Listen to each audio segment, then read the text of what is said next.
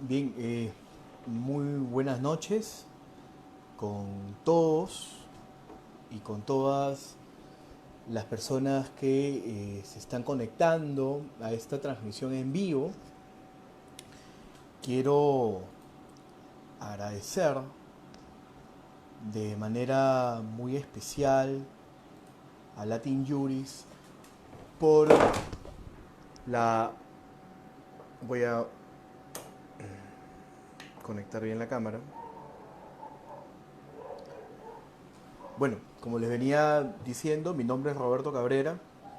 Yo agradezco de una manera muy especial a Latin Juris por la oportunidad que se me da de poder contactarme con todos y cada uno de ustedes en un contexto en el que quizá las preocupaciones que tenemos y sobre todo las circunstancias en las que nos encontramos nos hacen pensar en una serie de contextos, en una serie de situaciones y en una serie de prerrogativas que están tomando nuestros gobiernos, que deben ser siempre discutidas, más aún teniendo en cuenta que en algunos de estos están suspendiendo algunas garantías, algunos derechos, haciendo una ponderación, evidentemente, con la salud pública como un bien mayor.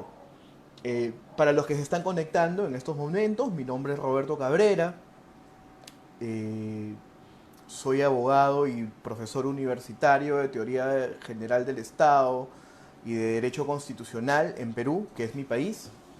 En mi país actualmente se está en el marco de un estado de emergencia, ha habido una declaratoria de emergencia y se han suspendido algunos derechos como el libre tránsito, como la libertad de reunión, y hoy día incluso se han establecido algunas medidas bastante curiosas o incluso sui generis.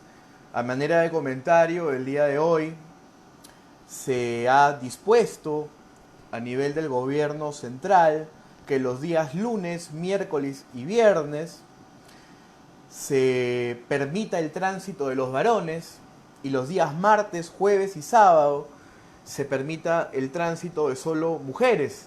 Una situación bastante sui generis, como vuelvo a repetir, pero que nos dan más o menos un panorama de la actual situación en la que nos encontramos y de aquellas medidas que resultan ser necesarias para poder evitar la propagación precisamente de este virus que está causando ya una pandemia en todo el mundo y de manera muy especial en la región. Saludo a cada uno de los que están ingresando. Veo muchas personas de Perú, de México, de Ecuador, de Bolivia. Los saludo con mucho afecto. Conozco cada uno de esos países. He tenido oportunidad de visitarlos y visitar algunas universidades allá. Y creo que este conversatorio nos va a permitir sobre todo tener en cuenta algunas nociones con respecto al impacto que está generando el COVID-19 en los derechos fundamentales. Bien, yo quiero partir desde una reflexión. Nuestros países, sobre todo en Latinoamérica, siempre tienen una característica bastante peculiar y es el hecho de que los derechos fundamentales aún se encuentran en una constante discusión, aún se encuentran en una constante construcción y uno de los temas más interesantes es quizá de que los derechos fundamentales en Latinoamérica tienen un contexto que de desarrollo siempre posterior a gobiernos autoritarios. Eso creo yo que es es una característica de todos los gobiernos o de la mayoría de ellos en toda la región, en toda Latinoamérica, y de alguna manera u otra nos dan ciertas luces sobre aquellos dispositivos normativos que se están estableciendo a nivel internacional. Debemos partir del hecho que los derechos fundamentales resultan ser pues las prerrogativas que nos permiten desarrollar nuestro proyecto de vida y que al ser estas prerrogativas unas herramientas importantes para construir nuestro proyecto de vida de manera individual y de manera colectiva, son necesariamente indispensables para construir ciudadanía. Y en efecto, hay una situación que creo yo que nos está afectando particularmente a todos, y es el hecho de que en muchos de nuestros países se ha establecido una cuarentena obligatoria. Yo en mi particular opinión considero que es la medida mucho más saludable ante un contexto en el que estamos viendo lamentables pasajes en Europa, ya se han visto en Asia y actualmente se están viendo en nuestra región, para no ir muy lejos, en Ecuador. He tenido la oportunidad de ver algunos videos de situaciones muy lamentables, muy tristes, y que creo yo de que de alguna forma nos ponen en alerta con respecto a la posibilidad de que el Estado intervenga.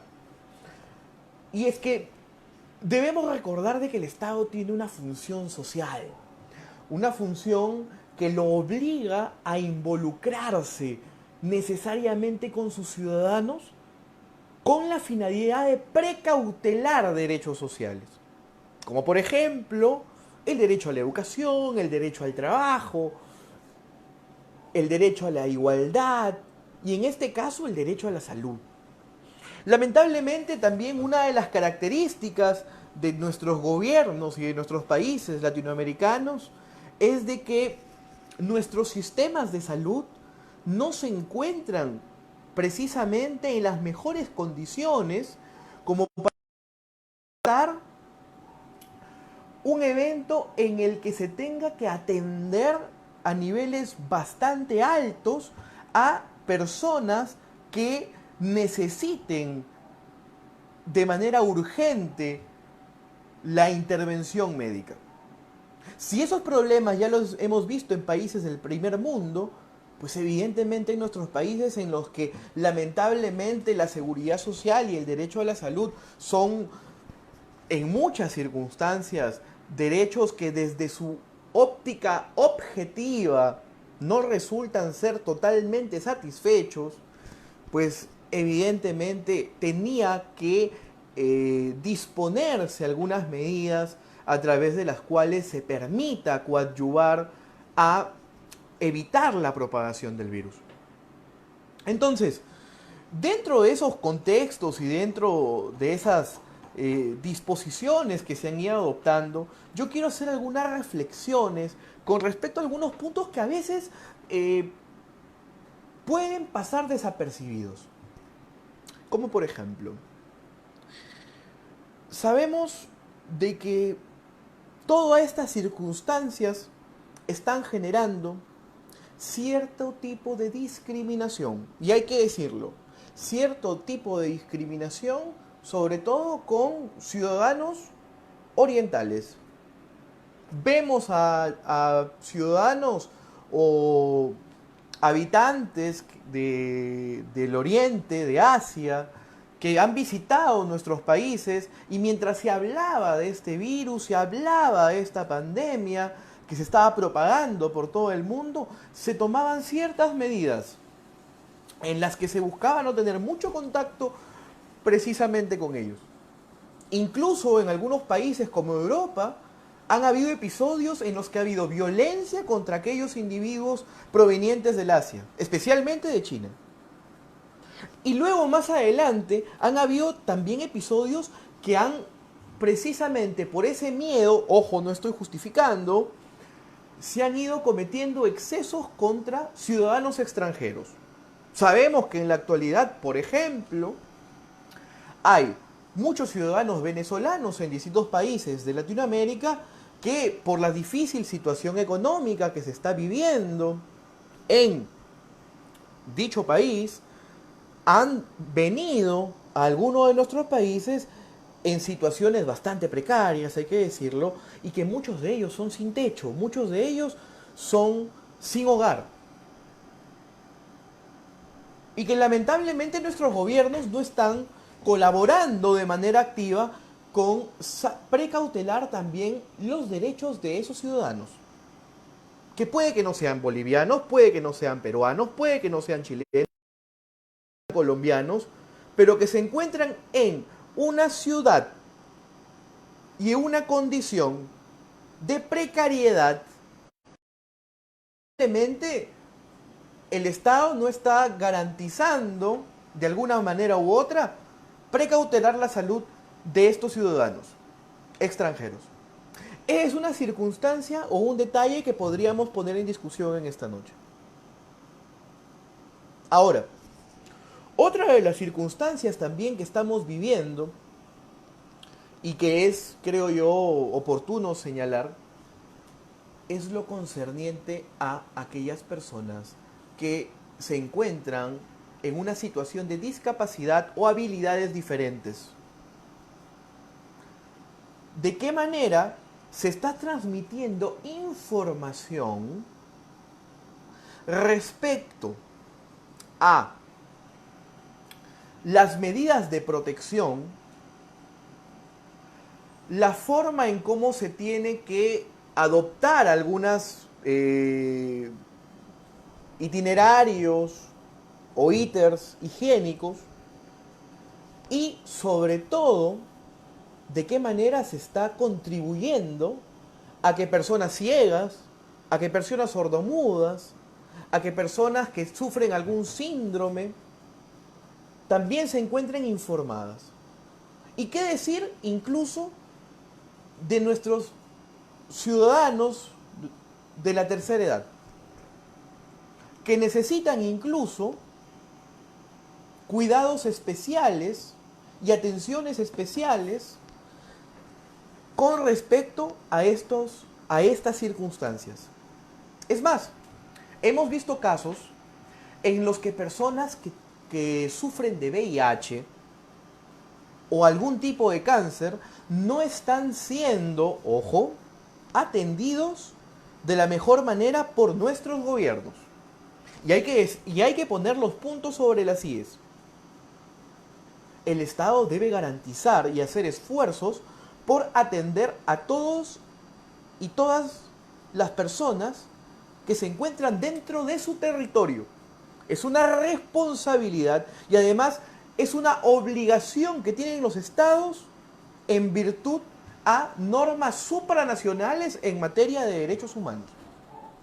Entonces, nos encontramos en un contexto bastante difícil. Más aún cuando en muchos de nuestros países existe un riesgo latente de que se pueda colapsar el sistema de salud. Y lamentablemente las cifras no resultan ser lo más alentadoras. A pesar de que se han adoptado medidas bastante restrictivas, por ejemplo, en el Perú, ya es nuestro 18º día que nos encontramos en aislamiento social obligatorio.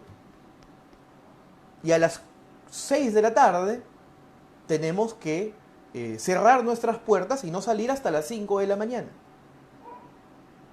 Entonces, eso nos da un panorama meridianamente claro de cómo se están tomando decisiones que a veces podrían resultar ser o parecer ser exageradas, pero creo yo que también cada gobierno debe darse cuenta cuál es su capacidad de respuesta con respecto a la atención que se tiene ante esta pandemia.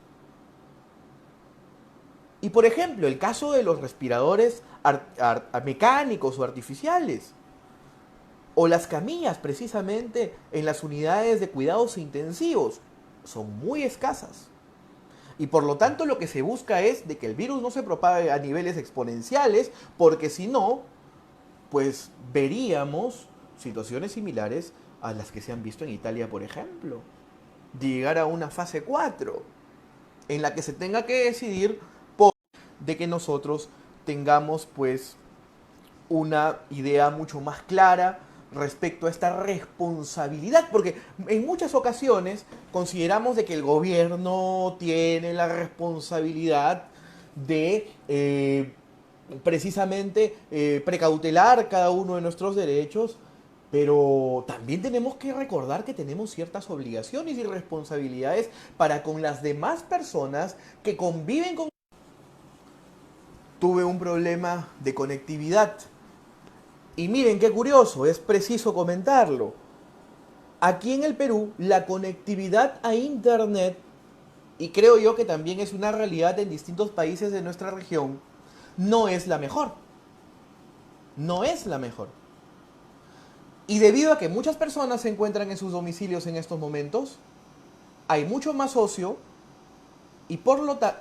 y también, bueno, en algunos casos ocio, pero también se ha optado por el teletrabajo. Es decir, establecer ciertas responsabilidades que puedan desarrollar oficinistas para continuar con algunas actividades propias de ciertos sectores, como por ejemplo el sector de educación, que más adelante conversaremos. Entonces, eso también influye, incluso en algunos noticieros y en algunos programas de televisión, se pide que disminuyamos nuestro uso de Internet. Porque las redes quizá no tienen el soporte necesario para el tráfico de datos o que el tráfico de datos sea lo más fluido posible. Entonces, todos esos contextos nos ponen en unas circunstancias que hay que reflexionar. Existen circunstancias que nos obligan a reflexionar sobre esta realidad. Entonces, ya yendo al tema de educación. En nuestro país se suspendieron las clases el 16 de marzo, como en algunos otros países.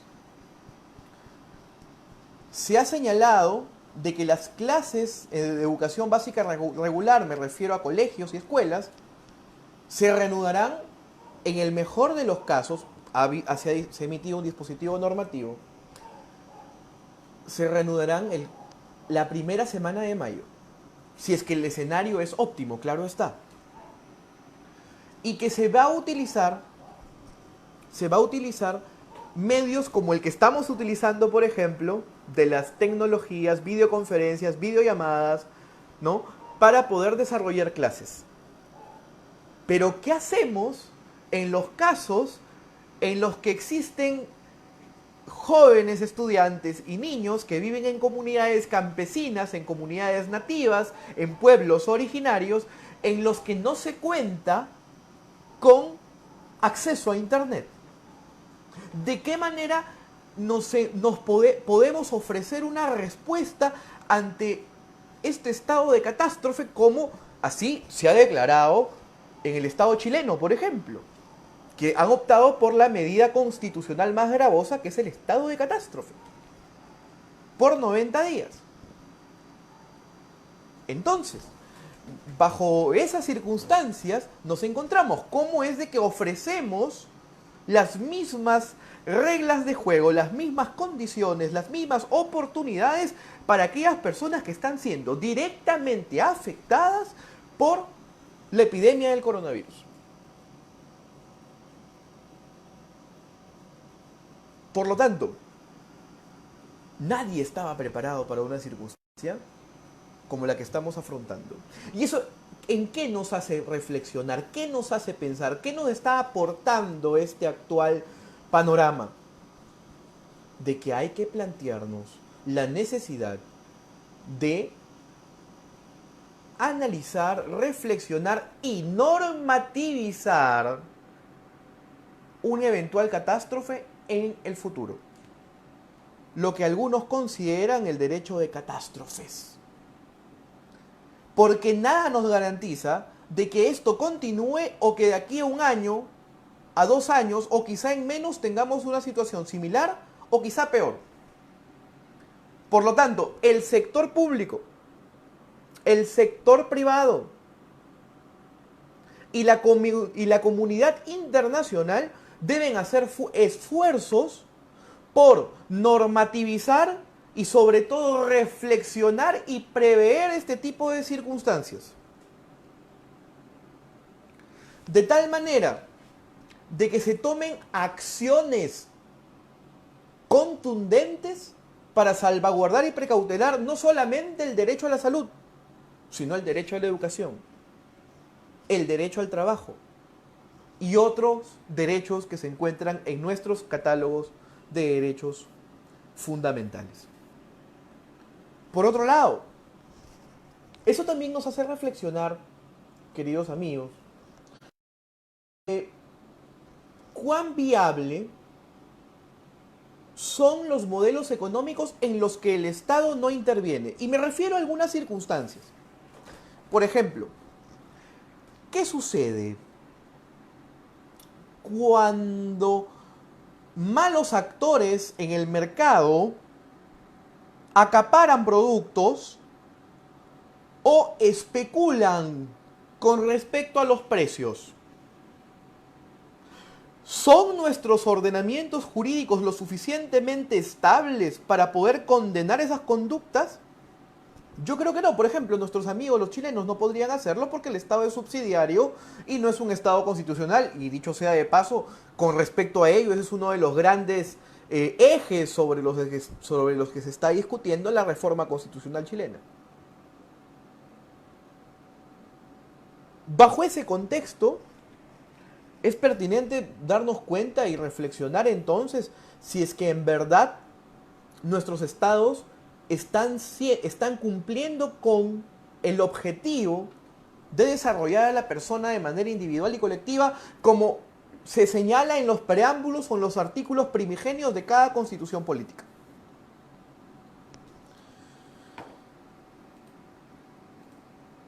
Aparte de ello, considero también de que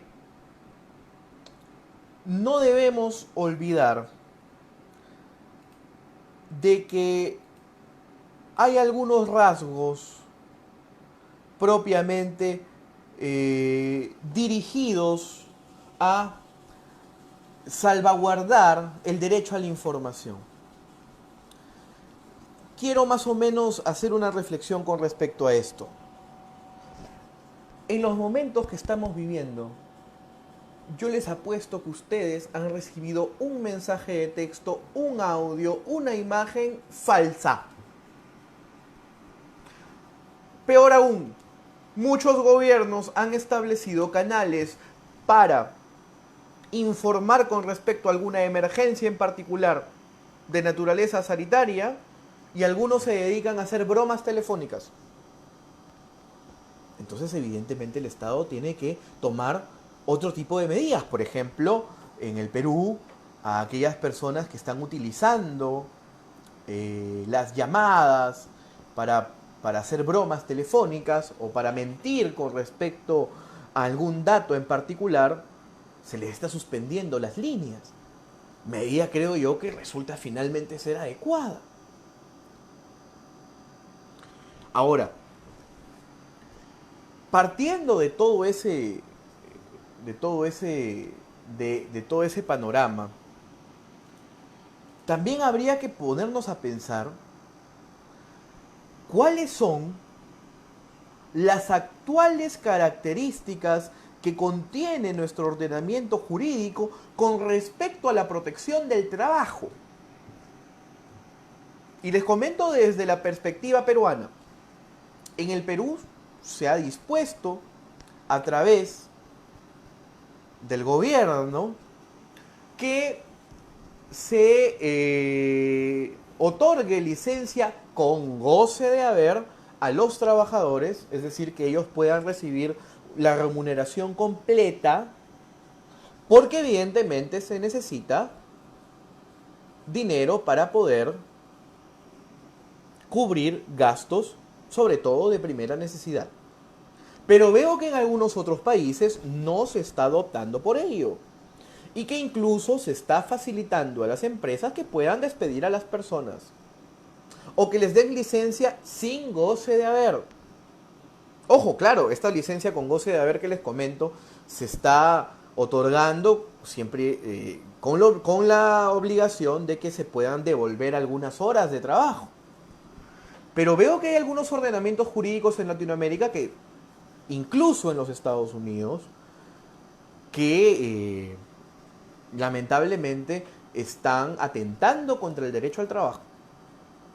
Claro, sabemos que la relación laboral implica una contraprestación de obligaciones y de responsabilidades, pero es un estado de excepción constitucional en el que nos encontramos. Por lo tanto, si las personas no tienen trabajo, pues obviamente no van a poder cubrir sus necesidades básicas. Y si no pueden cubrir sus necesidades básicas, pues en consecuencia se lesionará el derecho a la salud de los individuos. Es un íter, es un camino lógico. Por lo tanto, los gobiernos tienen que, de alguna manera, buscar la forma de inyectar dinero a las empresas para que la actividad comercial, pasados estos estados excepcionales o de aislamiento social obligatorio, se pueda reactivar la economía. Y hay que decir una cosa, algunos de nuestros países en su momento, o incluso todavía, como Brasil por ejemplo, se han visto reacios al aislamiento social obligatorio y han permitido que se continúe con actividades comerciales, señalando que se debe salvaguardar la economía y el libre mercado y la creación de riqueza. Pero creo que tenemos que hacer una reflexión ahí. La economía es algo que se da siempre y cuando existan personas. Y si no hay personas, no hay economía. Por lógica, ¿en quién debemos preocuparnos primero? Pues en las personas. Ahora, se han adoptado ciertas medidas para de alguna forma coadyuvar, colaborar con los ciudadanos para que puedan de alguna forma tener ciertos ingresos, cierta liquidez ante estas difíciles circunstancias, porque ahorita estamos reflexionando sobre aquellas personas que tienen un trabajo estable, pero hay una enorme, muy enorme cifra gris de ciudadanos en toda nuestra región que no se dedican a un trabajo formal y que no pueden salir a las calles en estos momentos a realizar las actividades que de alguna manera les generan ingresos para el día a día. Entonces, ¿qué medidas se están adoptando para poder salvaguardar el derecho a la salud e incluso a la alimentación y vida digna de estas familias? Algunos gobiernos están optando por dar algunos bonos de manera excepcional. Pero la ineficacia del aparato estatal, que es un común denominador en muchos países de nuestra región, nos hacen dar cuenta de que incluso esos bonos se están disponiendo a personas que ya han fallecido, porque no ha habido una adecuada focalización, o que incluso jóvenes que tienen recursos económicos reciben de alguna manera esos bonos, a pesar de que hay individuos que viven en comunidades alejadas o que trabajan del día a día de manera informal y no cuentan o no se encuentran registrados en esos sistemas de focalización. O peor aún, no cuentan con una cuenta corriente o de ahorros en el banco estatal o un banco privado, o que no cuentan con un celular para que sean notificados con respecto a que ellos son beneficiarios de un bono. Entonces no podemos olvidarnos de esos detalles, sobre todo en la población rural. Es más, quien les habla radica en el Perú. Estamos a puertas de cumplir 200 años como república, a puertas de nuestro bicentenario. Y algo que nos olvidamos siempre es de que en nuestro territorio nacional existen muchas, no 10, no 20, no 40, no 50, muchas más comunidades preexistentes al mismo Estado peruano.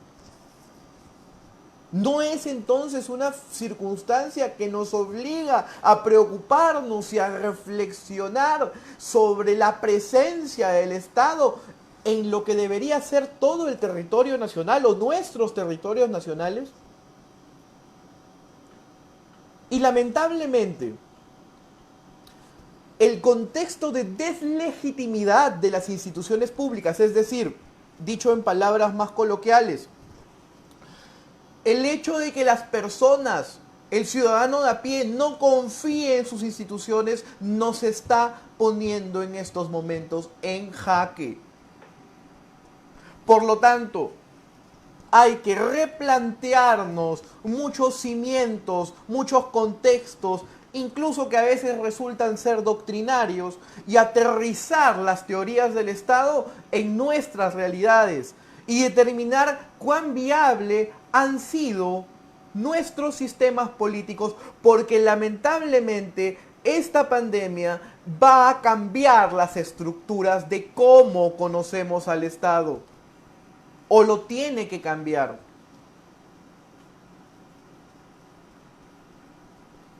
Cuando hablamos de derechos fundamentales, cuando hablamos de un catálogo de derechos fundamentales, hablamos de condiciones mínimas para el desarrollo del hombre o de la persona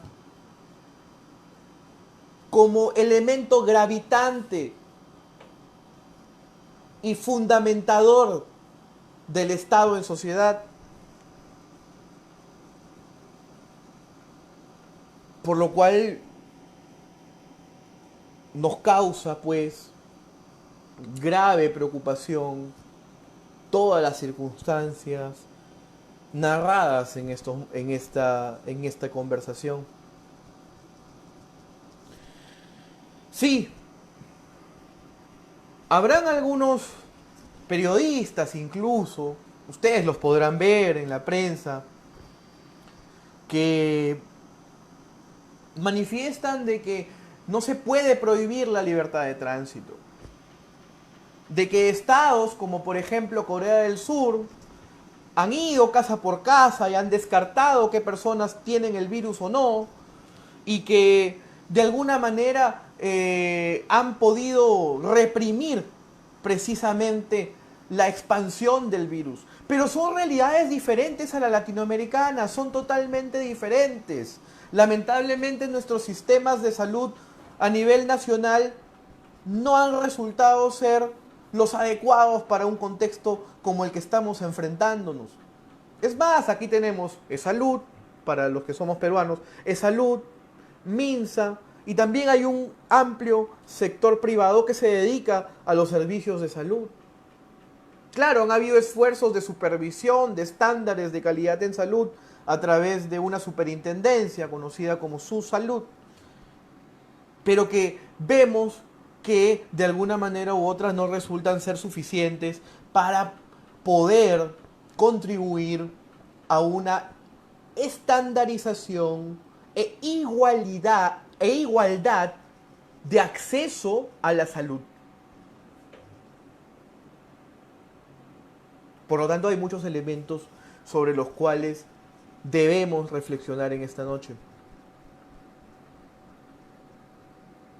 Y aunado a ello, con respecto al derecho previsional, en nuestro país, en Perú, por ejemplo, se maneja los fondos previsionales de los trabajadores a través de las aseguradoras de fondos de pensiones.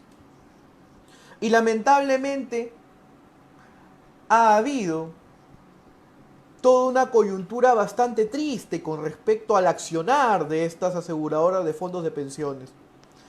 Han salido a la prensa a señalar de que han habido enormes pérdidas con respecto a las utilidades del dinero de los aportantes.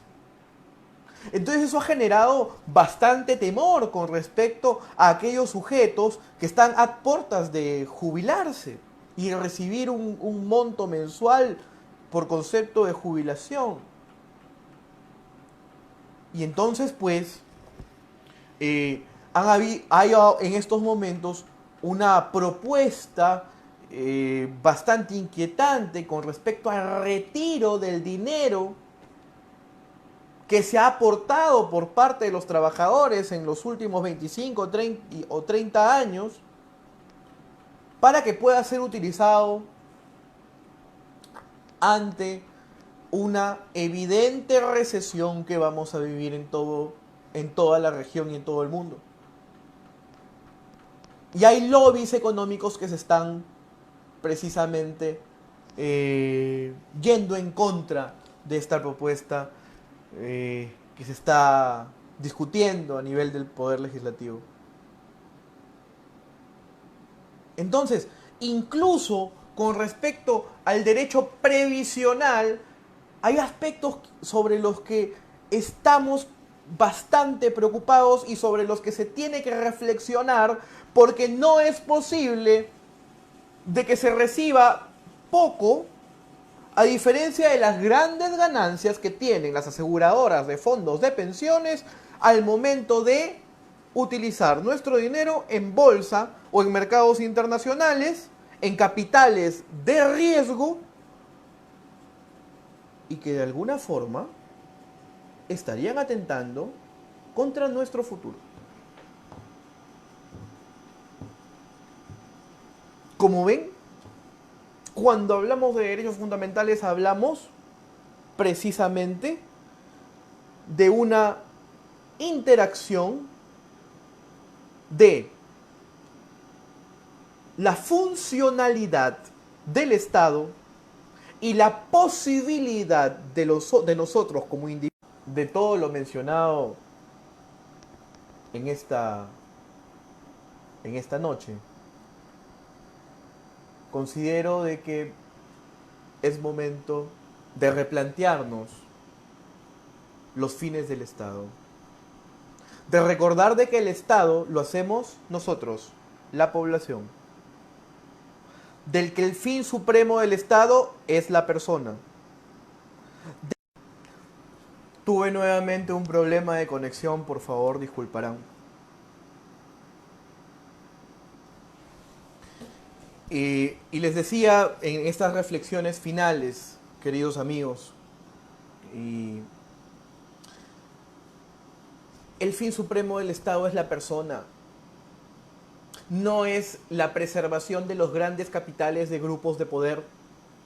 El fin supremo del Estado es el individuo y es la posibilidad de darle las herramientas de desarrollarse como considere conveniente para cumplir con sus objetivos de vida y su proyecto de vida. Para eso se han establecido catálogos de derechos fundamentales y estos catálogos de derechos fundamentales deben ser la respuesta de un consenso de comunidad y de una decisión política. Una decisión política adoptada por todos los miembros de la población. No los miembros de la población que radica en la capital. No la población que radica en las ciudades de la costa o de la sierra o solo de la selva. De toda la población. No del ciudadano que vive en las grandes ciudades, sino también de aquellos ciudadanos que viven en las zonas más alejadas de nuestros territorios. Por lo tanto, debemos garantizar de que luego de este problema al que nos enfrentamos hagamos una reflexión seria, muy seria, con respecto a cuál es el contenido de nuestras cartas políticas, a qué es lo que esperamos del Estado, qué es lo que queremos del Estado y de qué manera nuestros catálogos de derechos fundamentales consagrados en nuestras cartas políticas están buscando o logran satisfacer todas las prerrogativas que necesitamos para poder vivir en paz social y contar evidentemente en consecuencia con armonía y sobre todo con una democracia que construya un país mucho más cierto y una Latinoamérica mucho más unida.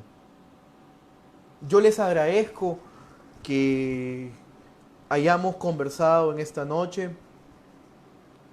Creo muchas Tengo muchas esperanzas en que vamos a aprender de esta difícil situación y considero de que es la oportunidad de que nos aboquemos no solamente los abogados, no solamente los juristas, no solamente los que estudiamos derecho, con respecto a estos problemas de legitimidad y de constitucionalidad y de protección de derechos, sino que también debe preocuparse el contador, el ingeniero, el médico, el albañil,